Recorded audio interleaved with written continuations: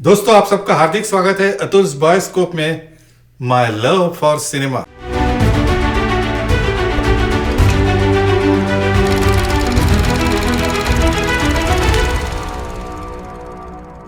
दोस्तों, आपकी सेवा में आज मैं बहुत ही एक बेहद अच्छी फिल्म लेके आया हूँ, मेरे फेवरेट अदाकारा की, जिनके गालों में एक डिम्पल पड़ता है। बेहद खूबसूरत साधना जी की डेब्यू फिल्म जो 1960 में रिलीज हुई थी। जैसा कि आप सब लोग जानते हैं, उस मूवी का नाम है लव इन शिमला। चलो, उसकी सबसे पहले मैं आपको बुकलेट दिखा देता हूँ। तो सबसे इंपॉर्टेंट बात, मैं रिक्वेस्ट करूंगा कि इस वीडियो को फास्ट फॉरवर्ड ना करें, क्योंकि अंत में मैं आपसे एक सवाल पूछूंगा जो इसमें कहीं मैंने डिस्क्राइब या इसके बारे में डिस्कस किया होगा और इसका आंसर इस वीडियो में छुपा हुआ है।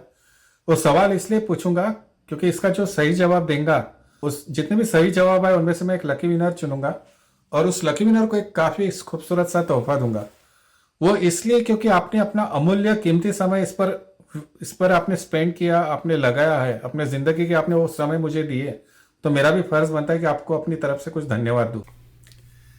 यह है उसकी बुकलेट और यह है S Mukherjee present Filmalaya's love in Shimla. So Filmalaya दोस्तों काफी फेमस बैनर था एस मुखर्जी साहब का, और इसमें और कलाकार है जॉय मुखर्जी और साधना जी। तो जॉय मुखर्जी उनके बेटे हैं शशिधर मुखर्जी, जिनके हम प्यार से एस मुखर्जी कहते हैं। दोस्तों, इस फिल्म के बारे में और एक खास ट्रिविया पता है, इस फिल्म में सबसे पहले किस एक्टर का ऑडिशन हुआ था हीरो एज अ बतौर मेन लीड के लिए? नन अदर देन अपने धर्मेंद्र साहब पर बाद में रोल जॉय मुखर्जी को ऑफर हुआ। ऑफ कोर्स उनकी घर की होम प्रोडक्शन थी, that could be the reason. सोचा ये ट्रिविया आपको बता दूं। तो झट से बुकलेट देखते हैं दोस्तों। जैसा कि कवर फोटो है लव इन शिमला, जिसमें साधना जी, प्यारी सी साधना जी और जॉय मुखर्जी साहब है, और सेकंड पेज है इसमें जिसमें मुख्य कलाकारों के साथ साथ पर्दे के पीछे के कलाकारों के भी नाम है। थर्ड पेज है इसमें मूवी का कथासार अंग्रेजी में, और नेक्स्ट पेज है इसमें कथासार हिंदी में, और बाकी के पेजेस में गाने हैं जो हम देखेंगे। तो इसमें एक नहीं, दो नहीं, टोटल 11 सॉन्ग्स हैं। तो झट से हम इसमें मुख्य कलाकार और पर्दे के पीछे के कलाकारों के नाम सुनते हैं। जैसा कि आप जानते हैं कि हम आज जो फिल्म की चर्चा कर रहे हैं वो 1960 में बनी लव इन शिमला। तो ये सेकंड पेज में लिखा हुआ है, Filmalaya present sensational new star of the year Joy Mukherjee Sadhana in love in Shimla, starring Azra, Kishore Sahu, Shobhna Samarth, Durga Khote और विजया लक्ष्मी जो गेस्ट आर्टिस्ट है, with Hari Shiv Dasani. Last name पे गौर फरमाइए, शिव दासानी, जो साधना जी का भी नाम है शिव दासानी लास्ट नेम। तो मोस्ट प्रोबेबली उनके चाचा थे जो बबीता जी के भी पिता है, बबीता जी उनकी कजिन सिस्टर। तो विथ हरि शिव दासानी, मास्टर रमेश, बजीत खान, फौजा सिंह, और देखो एक बहुत खास नाम आ रहा है रवि टंडन जो एक डायरेक्टर, काफी फेमस डायरेक्टर बन चुके थे बाद में, और है साइबी सबरवाल एंड सीजर। तो दोस्तों, इसमें जो म्यूजिक दिया हुआ है ना, काफी काफी बहुत ही आदरणीय से उनका नाम लेना चाहूंगा, वह इकबाल कुरैशी साहब। काफी काफी अच्छा म्यूजिक इसमें, और बिजनेस एंड एक्सप्लॉयटेशन चीफ है प्रबोध मुखर्जी साहब। स्टोरी एंड डायरेक्शन आर के नायर, आर के हम कह सकते हैं आर के नैयर साहब। फटाक से एक ट्रिविया बता दो आपको।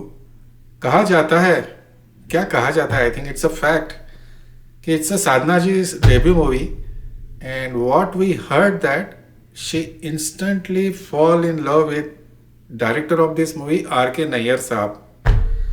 हालांकि ये सुनने में आया था कि उनको घर की तरफ से काफी अपोजिशन था, they were against about this love relationship, but हम सब जानते हैं फाइनली उन्होंने उसके साथ शादी की, and produce by S Mukherjee साहब। तो झट से इसमें पर्दे के पीछे के कलाकारों के नाम, जो मेरा फेवरेट सेक्शन है, पढ़ लेते हैं। इसमें लिरिसिस्ट है राजेंद्र किशन साहब, जिन्होंने बहुत ही चर्चित फिल्म ब्लैकमेल में पल पल दिल के पास लिखा था, या पड़ोसन में एक चतुर नार। स्क्रीन प्ले एंड डायलॉग्स है अघजानी कश्मीरी साहब। फोटोग्राफी है डीके धूरी। ऑडियोग्राफी है ईशान घोष। एडिटिंग है इंदु कुमार। मुझे नहीं लगता है बेटा और राजा वाले इंदु कुमार होंगे या दिल वाले इंदु कुमार होंगे, शायद कोई और इंदु कुमार होंगे। असिस्टेंट है DA Samant and Ravi Patankar. Art director है शांति दास। कंस्ट्रक्शन इंचार्ज है जॉन मिरांडा। डांसेस है सत्यनारायण, रामायणे, वाधम, सोहनलाल, सनी एंड कुमत। और अब ध्यान से सुनिएगा, प्लेबैक सिंगर्स, जैसा कि मैंने कहा कि इसमें एक नहीं दो नहीं 11 गाने हैं, तो प्लेबैक सिंगरों को भी काफ़ी भरमार है इसमें। खुदा के बंदे, मैग्नेटिक रफ़ी साहब यानी मोहम्मद रफ़ी साहब, मुकेश साहब, आशा भोसले, शमशाद बेगम, सुधा मल्होत्रा, सुमन हेमाड़ी, और एक खास नाम आ रहा है जो आगे जाके बहुत चर्चित म्यूजिक डायरेक्टर का नाम हुआ था, वो है उषा खन्ना। इनका फिल्मालय के साथ काफ़ी अच्छा एसोसिएशन रहा है। मेकअप है दादा दातार। हेयर स्टाइल है नरगिस ईरानी। कॉस्ट्यूम्स में और एक खास नाम आ रहा है। कॉस्ट्यूम्स है Mrs Bhanu Athaiya square limited की। जगी टेलर्स एंड नूर बेग, देखो तब ट्रेलर्स के भी नाम होते थे। स्टिल्स है India photo studio Dadar Bombay. Publicity and exploitation है वीके दीक्षित साहब। प्रोडक्शन एग्जीक्यूटिव, और एक खास नाम आ रहा है, प्रोडक्शन एग्जीक्यूटिव है यश जौहर, जो करण जौहर के पिताजी थे। Studio in-charge B K Mukherjee. Production manager Kiran Kumar. Process 8 famous cine laboratory Tardeo. Produce 8 Paramount studio Andheri Bombay. तो दोस्तों इसमें असिस्टेंट्स के नाम काफ़ी कम है, क्योंकि ये फिल्म भी 1960 की थी, तो ज़्यादा हमको नाम पता नहीं चले। तो असिस्टेंट डायरेक्टर्स है वी आर नवरेकर, और एक खास नाम आ रहा है असिस्टेंट डायरेक्टर रवि टंडन साहब एंड अमीन। फोटोग्राफी है परेरा सीसी व्यास माधो। साउंड है Sampat Srinivasan Deepak Majumdar. Assistant music director में नाम लिखा है रिजिसबर्ट RIZBERT। मेकअप है जयंत, और वार्डरोब है अनवर बेग। एक बार फिर से आपको दिखा देता हूं, तो आप झट से देख लोगे इसमें कौन कौन से नाम है। पॉज करके वीडियो पॉज कर सकते हो आप और देख लो। तो चलो अब हम इसके कथासार की ओर बढ़ते हैं, लव इन शिमला के। मुझे बहुत मजा आता है कथासार पढ़ने में, क्योंकि ये पूरा स्पॉइल नहीं कर दे, थोड़ी क्यूरियोसिटी रखते हैं। लव इन शिमला कथासार। फिल्म लव इन शिमला की कहानी शिमले के एक मेजर जनरल राजपाल सिंह के खानदान से शुरू होती है। सुना है राजपाल सिंह किसी जमाने में लड़ाई पर गए, हमले के वक्त बंदूक धूप में रख दी पूछने पर जवाब दिया कि गर्म होकर खुद ब खुद ही छूट जाएगी। देखिए सेंस ऑफ ह्यूमर, देखिए यार 1960 का। पलटे तो घर वाले प्यार से कभी मेजर कभी जनरल कहने लगे। इनकी धर्म पत्नी धर्म के नाम पर कुछ त्योहारों के नाम जानती है थोड़ा थोड़ा सार्कास्टिक लिखा है कि इनकी धर्म पत्नी धर्म के नाम पर बस कुछ त्योहारों के नाम ही जानती है। इनकी बेटी शीला विदेशी तहजीब की आशिक है, रॉक एंड रोल और अंग्रेजी गानों पर ज्यादा वक्त गुजारती है। घर में एक दादी का दम गनीमत है, जिनको सब पुराने जमाने का समझते हैं। यहाँ देखो 1960 की सोच देखो कैसी थी ना, उसमें भी ऐसा दिखाया हुआ है कि सारे मॉडर्न है, बड़ी बेटी मॉडर्न है, रॉक एंड रोल करती है, लेकिन सिंस दादी इज फ्रॉम पुराने जमाने की ख्यालात, तो उनको सब पुराने जमाने का समझते हैं। अब आता है खास मोड़ स्टोरी में। फिल्म में और एक मासूम लड़की सोनिया भी इस घराने में रहती है। ऑफ कोर्स अपनी साधना जी।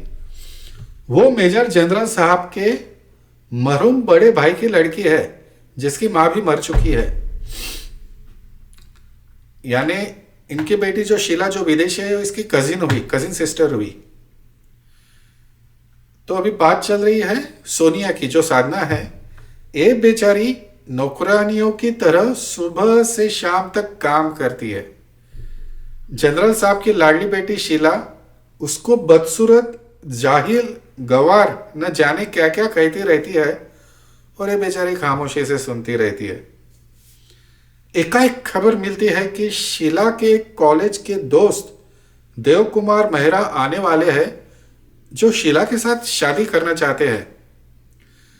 देव के आने के पहले शीला और सोनिया में सख्त झगड़ा होता है और सोनिया तंग आकर बगावत पर आमादा हो जाती है।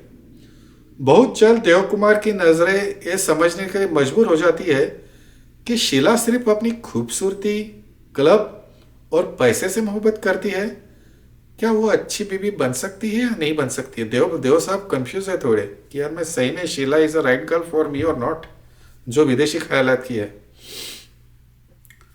देव इसी मासूम लड़की सोनिया में दिलचस्पी लेने लगते। देखो उनका मोड़ कैसे आता है।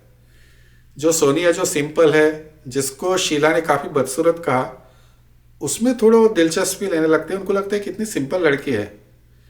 सोनिया भी सिर्फ शीला को अपना बदलाने के लिए सोनिया भी सिर्फ शीला को जलाने के लिए और अपना बदला लेने के लिए देव को दोस्त बनाती है और इस जिद से अजीब सी बातें होती है। थोड़े दिन के बाद ये मासूम लड़की खुद मोहब्बत का शिकार हो जाती है। शीला अपनी गलती महसूस करती है, सोनिया से माफी मांगती है और अब ये शरीफ लड़की देव को हमेशा हमेशा के लिए छोड़ देने को तैयार हो जाती है। और जब देव किसी तरह नहीं जानता तो यह अपनी बहन के लिए जान तक की बाजी लगा देती है। बोला ना ये पूरा स्पॉइल नहीं करते स्टोरी। देखो आगे क्या लिखा है। परिणाम क्या होता है ये लव इन शिमला में आकर अपनी आंखों से देख लीजिए। पूरा रिवील नहीं किया, क्यूरियोसिटी पैदा कर दी।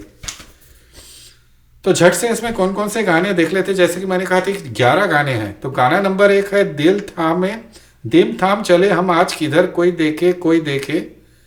गाना नंबर 2 है LOVE लव का मतलब है प्यार दिलों का करार। गाना नंबर 3 है गाल गुलाबी किसके है, नैन शराबी किसके है, बालों में किसके रात बसे देख के जिसको सुबह हंसे।